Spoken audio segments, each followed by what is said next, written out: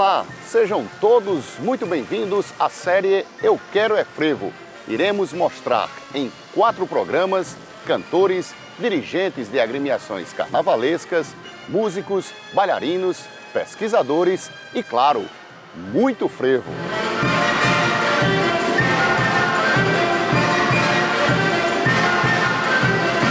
E para contar tudo isso, viemos até Pernambuco. Daqui mostraremos por que esse ritmo tem tanta história e contagia tanta gente.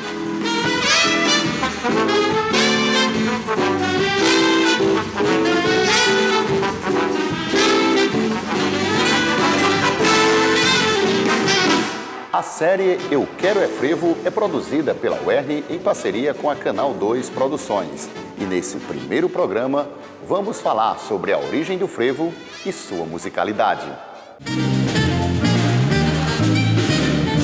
E nosso primeiro convidado neste programa é Perácio Gondim, que é educador aqui do Passo do Frevo e vai explicar para a gente de onde vem o frevo. Muito obrigado por atender nosso convite. Muito obrigado, sejam bem-vindos ao Passo do Frevo.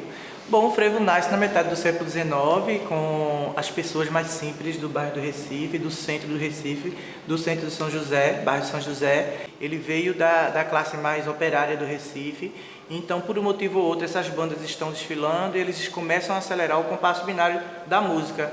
Então o frevo nada mais é do que uma polca, uma marchinha, uma mazurca acelerada, então mais à frente veio se tornar essa expressão chamada frevo. A dança ela nasce de uma vivência do povo da rua com o capoeira daquela época. Então, por um motivo ou outro, essa banda ela ficou muito com desavença uma com a outra. Então, eles vieram, por meio dos capoeiras, chamar para proteger essa banda. Então, quando o capoeira estava lutando na rua, o povo estava ao redor, via o capoeira lutando. Então, como era uma classe mais pobre, chamava a atenção do governo. Então, o governo ia intervir aquilo ali. Eu não quero aquilo ali. Então, o que é que acontecia? O capoeira, ele disfarçava aquela luta por conta da polícia e virava meio que uma dança. Então, o que é que acontecia? As pessoas olhavam aquela expressão, criava e recriava em cima do que o capoeira fazia. Então, a música vem das bandas militares, que mais à frente vai se tornar uma orquestra, e a dança vem da vivência do povo da rua com o capoeira daquela época. Já que você está falando desse movimento popular, sobre o frevo de rua, como é que ele teve essa movimentação, essa manifestação, e se houve uma divisão de classe nessa época? Na verdade a elite e o povo, sempre houve elite, sempre houve o povão propriamente dito, né? A elite na época brincava nos clubes do Recife, né? Esporte Clube do Recife, Clube Náutico Capibaribe, Santa Cruz, Português, Internacional, e o povo estava criando o seu brinquedo popular. Não é? Uma agremiação que nasce nesse período é justamente o bloco de pau e corda. Mulher de família não brincava carnaval de rua, porque quem cria carnaval de rua? O povo de rua. Então, bêbado, morador de rua, prostituta. Então, esse povo mais simples, junto com os trabalhadores do Porto, os trabalhadores do Recife, mercado de São José, cria essa expressão. Então, a elite olha e faz, não vou me misturar. Então, quando ganha força, quando o frevo ganha um corpo, que já vira a expressão do Recife, a elite olha e faz assim, rapaz, é um bando de desocupado, mas é bom, eu quero estar lá. Então, eles criam um bloco de pau e corda para a mulher de família brincar carnaval de rua e ele herda essa pompa de outrora. Até hoje, os blocos de pau e corda que saem com o frevo de bloco, né, herda essa riqueza, essa pompa da elite, lá do 1920, por aí. Por falar nesses blocos, ainda nesse programa, no segundo bloco, nós vamos mostrar o Bloco da Saudade. Esses blocos, na verdade, ele tem também uma tradição europeia dos pastoris, como é isso? Tem, ele nasce dessa visão, porque na verdade, quando o frevo nasce, Recife está passando por um processo de ebulição, então tudo que vinha de fora era referência. Então, as próprias agremiações, a primeira agremiação que nasce no Recife ainda não é nem o frevo. 1800 nasce o maracatu, que é o maracatu de baque virado, que na verdade é uma corte, nasce de uma coroação de Congo ainda na senzala com os escravos. Depois nasce os caboclinhos, vem com o carijó, depois é que os clubes de frevo, 1887, 88, é que cria os clubes de frevo. Então, toda essa influência, o próprio porte-estandarte das agremiações é influência europeia. Então, se você olhar o porte-estandarte, ele está vestido de Luís XV. Então ele tem que estar com o casaco bordado, ele tem que estar com seu belo jabu, com o seu sapatinho de fivela, com sua peruquinha. Então é uma herança europeia. Então, mesmo sendo uma classe operária, esses trabalhadores criando as agremiações de frevo, a referência era do seu elemento de trabalho. Então quem trabalhava com vassoura cria clube vassourinhas, quem trabalhava com lenha cria clube lenhadores, as lavadeiras as verdureiras de São João, tudo relacionado ao trabalho. Mas quando ele está com o corpo feito, os vestimentos alguns inspirados na Europa mesmo. Para a gente finalizar rapidamente, eu queria só que você explicasse para a gente, Perácio, do frevo de rua de hoje, o que é que ele mantém dessa tradição lá da origem que você falou?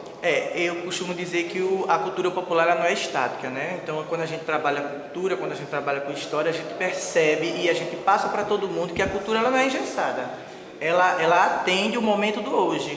Então, o frevo do hoje, ele tem toda a raiz do começo, né? Mas se você perceber, o frevo nasce, o pessoal dançando com um guarda-chuva, hoje ele é uma sombrinha, ele vira patrimônio do Brasil, ele vira patrimônio da humanidade. 2007 elegemos ele como patrimônio do Brasil, 2012 da humanidade, justamente por conta dessa construção, porque o frevo não evoluiu, foi uma construção.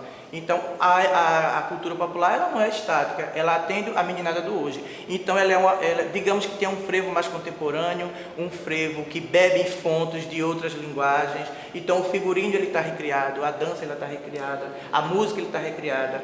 Nada é estático, tudo se transforma, tudo atende o movimento do hoje. Ok, então a gente agradece ao Perácio Gondim, que é educador e deu essa aula de história do frevo nesse primeiro programa da série Eu Quero é Frevo.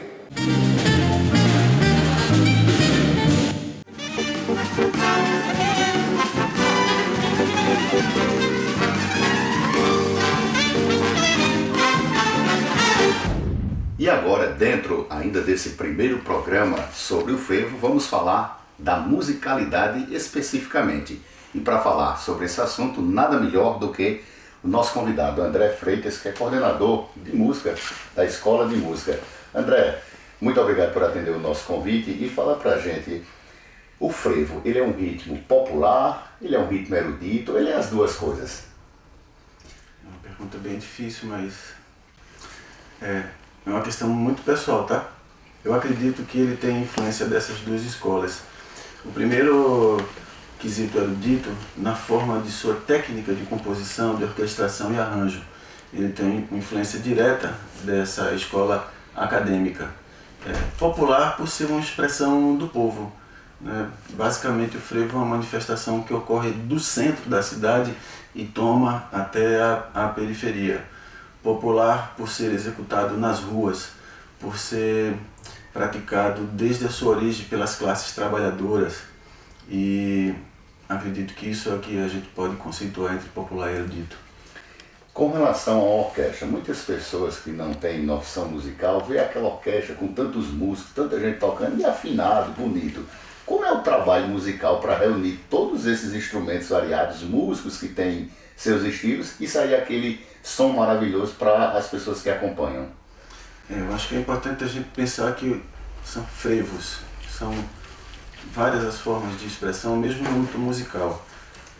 Se a gente pensar dentro do frevo de rua, a gente vai ter uma predominância de instrumentos de metais, trombones e trompetes, e instrumentos de palhetas, os saxofones em todo o naipe, do barítono até o alto, acompanhado de uma seção rítmica, né? Surdo, caixa e pandeiro. Na formação para o frevo de bloco, a gente vai ter os instrumentos de cordas dedilhadas, então a gente vai encontrar violão de 6 cordas, de 7, banjos e bandolins e cavaquinhos, eventualmente acompanhado por instrumento de sopro, mas é um outro universo. Eu me sinto mais à vontade para tratar do frevo de rua. Então, a formação de uma orquestra de rua, os naipes eles vão sendo compostos em vozes.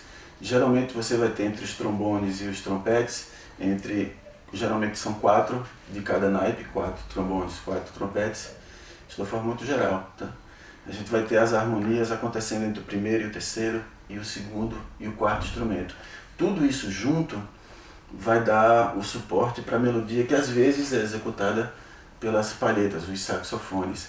Então é o mesmo trabalho que você teria dentro de uma orquestra sinfônica, Só que o repertório, a linguagem, o sotaque melódico é que é muito específico de Recife. Para um músico, por que é importante estudar e pesquisar a música? Porque uma música em formação de orquestra ele vai necessitar de uma série de fundamentos que o permitam não só tecnicamente compreender a função dele dentro dessa orquestra, mas também a grandiosidade de uma música que talvez seja a única genuinamente brasileira em formação de orquestra. A gente tem como música essencialmente brasileiro o choro, mas dentro de um outro formato, e em formação de orquestra, com naipes, com as vozes muito bem estruturadas, divididas e definidas, é genuinamente o frevo. Então, a gente também tem que pensar que a execução do que é feito na rua é muito diferente do que a gente hoje já consegue observar no palco. Por isso que eu fiz questão de falar que são frevos que existem hoje. Então, é muito importante que o músico estude a articulação, procure a boa sonoridade, a forma interpretativa correta, que ele preste atenção no andamento. Determinados frevos da década de 30, de 40, certamente foram pensados em um andamento bem diferente do que é composto hoje. Então, é como se a gente estivesse lá na universidade dentro da cadeira de estética, né, que a gente vai estudando todos os períodos, os movimentos estilísticos e artísticos. É uma música com uma riqueza de sutilezas tão grande que sim, é preciso que o músico, para que ele esteja habilitado a executar com toda a sua propriedade, que ele sente e estude. André, aproveitando esse gancho para a gente finalizar essa nossa conversa bastante esclarecedora para quem está acompanhando em casa em todo o Brasil, eu queria que você pudesse nos dizer sobre essa questão do frevo daqui para frente. Há uma tendência de renovação, novas roupagens, releituras. Explica para a gente musicalmente, para a gente concluir, como é a expectativa do frevo daqui para frente. É bom a gente entender que desde o surgimento dessa manifestação até hoje, ele ali em meados do século XX, né, na transição do século XIX para o século XX, onde ele recebeu músicas na sua influência, né? Música da Europa, do leste da Europa, a polca, o samba que virou machixe, o lundu, o dobrado militar. Então o frevo sempre foi um lugar de encontros e trânsitos. E isso só poderia acontecer dentro do porto do Recife, onde a gente está hoje, né? Me arrisco a supor que era a internet da época, né? Então ele está permanentemente em evolução e constante transformação. Acredito que muito em breve a gente vai estar escutando frevos sendo tocado no mundo inteiro, influenciando grandes orquestras e com outras formações diversificadas. O Passo do Frevo hoje recebe pesquisadores do mundo inteiro que estão estudando com afinco e certamente outras leituras e releituras serão possíveis disso. Em Recife já tem uma outra geração de 20 e poucos anos que está compondo, que está conquistando o prêmio. Henrique Albino é o maior exemplo dessa nova geração, mas sobretudo com experimentações eletrônicas. O próprio Maestro Spock, que é um ícone, talvez o grande revelador a partir dos anos 2000, do gênero para o mundo inteiro, ele já se permite experimentar com linguagem eletrônica dentro de um projeto que ele tem com o DJ Dolores, o Frevotron. Então o frevo vai muito bem, obrigado, e o futuro deve estar aguardando ele com muita alegria. Tá ok. Muito obrigadão, André, que é o coordenador da Escola de Música aqui do Passo do Frevo. E no próximo bloco vamos mostrar uma reportagem especial mostrando esse belo espaço da cultura pernambucana que é o Passo do Frevo. A gente volta já.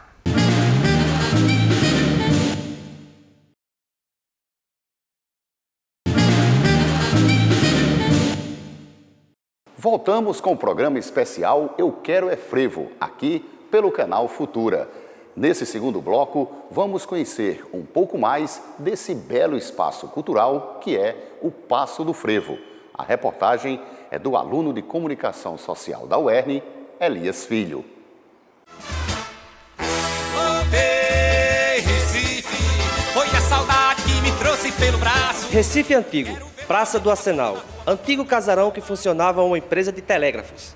É aqui que fica localizado o Passo do Frevo. No local, o visitante conhece a história dessa manifestação cultural. Claro, também é convidado a cair no frevo.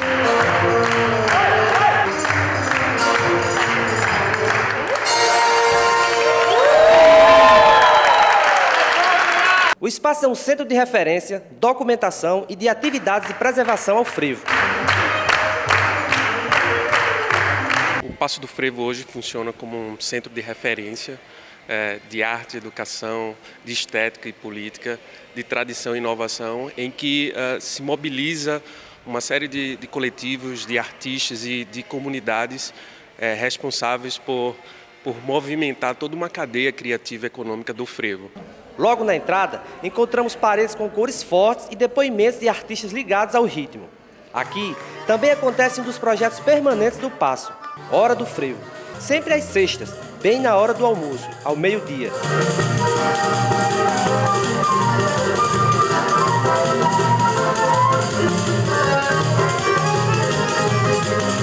Mais adiante, podemos encontrar as exposições permanentes, como também as temporárias. O Passo hoje ele tem um grande papel de provocar convivência, né? O espaço de escuta, o espaço de diálogo, o espaço de encontro, mas também um espaço que promove a atualização, a renovação de toda essa expressão que movimenta dançarinos, músicos, intérpretes, artistas. E, por fim, um espaço de ativismo também, pensando que o frevo é um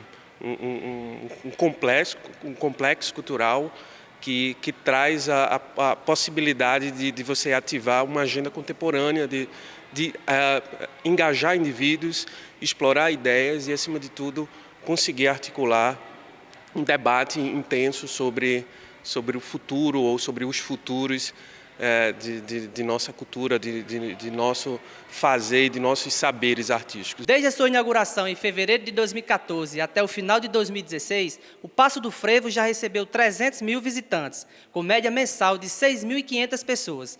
Entre os diversos locais de visitações, um deles é a Linha do Tempo. Aqui, o visitante pode fazer uma viagem desde o início da história do frevo até os dias atuais, sem falar que pode deixar seu nome no local. Curiosidades, como os relógios que indicam, de certo modo, a cronologia do tempo.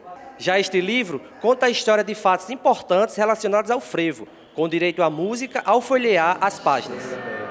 O Passo ainda abriga as escolas de dança e de música, as salas de projeções e o Centro de Documentação e Memória Maestro Guerra Peixe. A gente tem um acervo bem variado, que é composto por doações e aquisições de acervo, que compreendem livros, revistas, jornais, fotografias, partituras, discos, DVDs e uma infinidade de materiais que podem possibilitar aos pesquisadores que se interessam pelo frevo e pela cultura popular brasileira acesso a variados tipos de informação.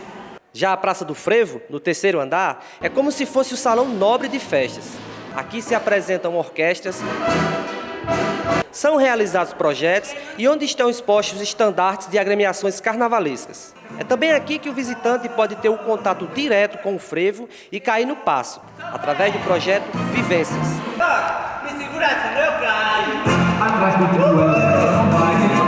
O passo ele traz público de todos os lugares do Brasil e do mundo, e a gente tem aqui essa vivência, que é a vivência do Passo, onde todos eles dançam e saem aqui satisfeitíssimos, pois cada um tem o frevo no sangue, né? E aí só falta descobrir, e eles descobrem isso aqui na vivência, dizem muito que é a cereja do bolo, né? Então eles saem daqui frevando, que é o grande intuito do projeto do Passo, que não é só apenas ver, que também eles vão ver, temos várias programações aqui, mas a ideia da vivência é que eles dancem. Quem prova, aprova. Eu achei muito legal, ele conta a história, né, do frevo, a importância dessa expressão artística e cultural brasileira, e é um espaço muito organizado, muito bonito, vale muito a pena conhecer. Eu achei excelente, achei maravilhoso. E a experiência de ter aprendido alguns passos? Então, estou até um pouco cansada, foi muito legal, o professor é muito bom e faz a gente viver a experiência de tudo que a gente vê aqui. Ha sido una experiencia muy bonita, muy positiva. La verdad es que no conocía este tipo de danza, pero me ha gustado mucho. Su energía, la positividad, todo, me ha encantado. Este ano o Passo do Frevo completa 3 anos. O frevo hoje ele é reconhecido como Patrimônio Material do Brasil e inscrito também na lista representativa da Unesco como Patrimônio da Humanidade. Então, esse é o principal desafio do Passo do Frevo. Ser um lugar simbólico, um lugar vivencial, um lugar mutante por natureza e por vontade e, acima de tudo, um lugar em que a participação, a colaboração são forças propulsoras da existência institucional e, acima de tudo, do papel político-pedagógico que o Passo do Frevo cumpre junto a todo esse universo extremamente amplo, rico e potente que o frevo aglutina e que o frevo representa. Para os artistas, o local é bem mais do que um museu do frevo. É um dos orgulhos do povo pernambucano.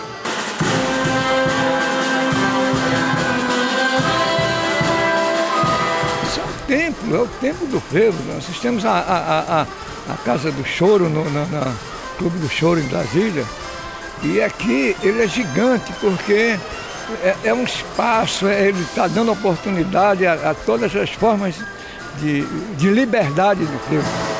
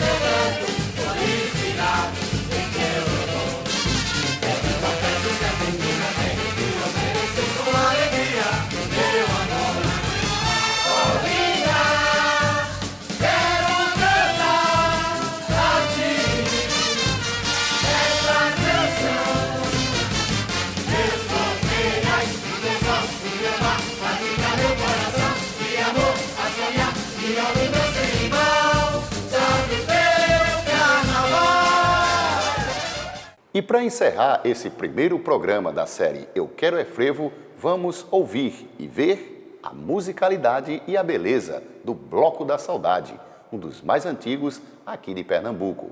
Amanhã voltaremos destacando a dança e os tipos de frevo. Até lá!